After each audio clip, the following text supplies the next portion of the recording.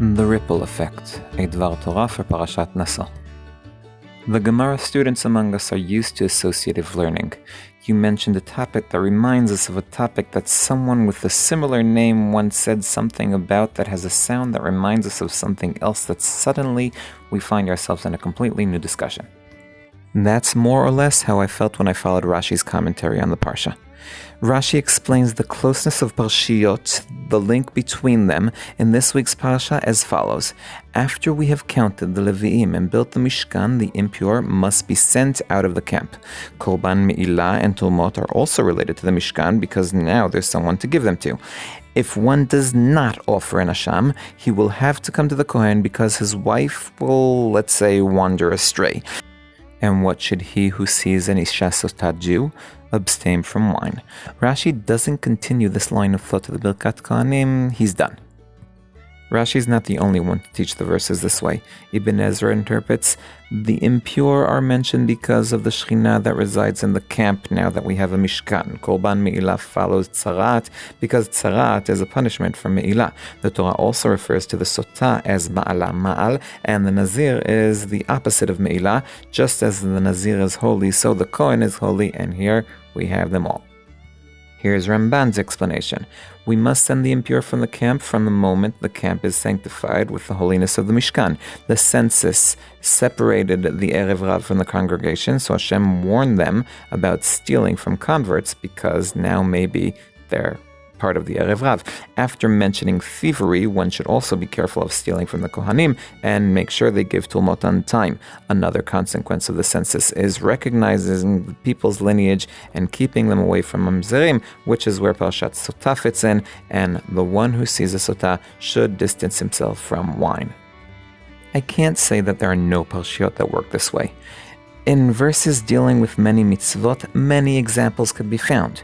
My difficulty is that according to the way I understand Sefer Bamidbar, and I may be very wrong, the phenomenon is less common in this book. Let me explain. To my understanding, Sefer Bamidbar systematically deals with two main topics. The first is the issue on the surface, preparation for entering Israel.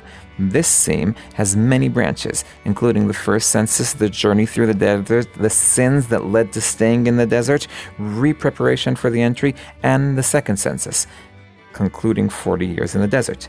The second topic, which is implied beneath the surface, is the role of Shevet Levi, many times corresponding with the role of the Nesim. Any verses that don't deal with these issues, in my opinion, require special study, shall we say. That's why I'm interested in reading the words of the commentators a bit differently. As they said, one result of the construction of the tabernacle or the presence of the Shekhinah in the camp is the need to keep the impure away. A direct result of this exclusion may be the total exclusion of all outsiders. That's why there's a demand to strengthen the obligation towards the convert and the Cohen. The Cohen is not an external factor. He's relevant to the most intimate of cases, the relationship between a man and his wife, the Sotah, and even the relationship between the man and himself, the Nazir. What's the main difference between how I first explained and then explained the connection of the Parshiyot? I mainly strengthened the common thread between the subjects. Is this same thread also connected to the book's themes? I think so. The journey in the desert is a journey of preparation for a reformed life in Israel. That life, built around the Mishkan, the spiritual home of the Kohanim and Levim, begins in the holy realm by building the Mishkan and removing the impure. But just as ripples are created when one throws a stone into water, so the influence of the Mishkan creates ripples of a reformed society, concern about for the convert and the Cohen, a reformed family, a healthy marriage, and a reformed person, the Nazir. Does this method of fixing society from top down work? This is already a more complex question, which requires a study of reality and other chapters in Tanakh. Either way, I have no complaints. Because I'm Dovi Holtz, one who loves Tanakh.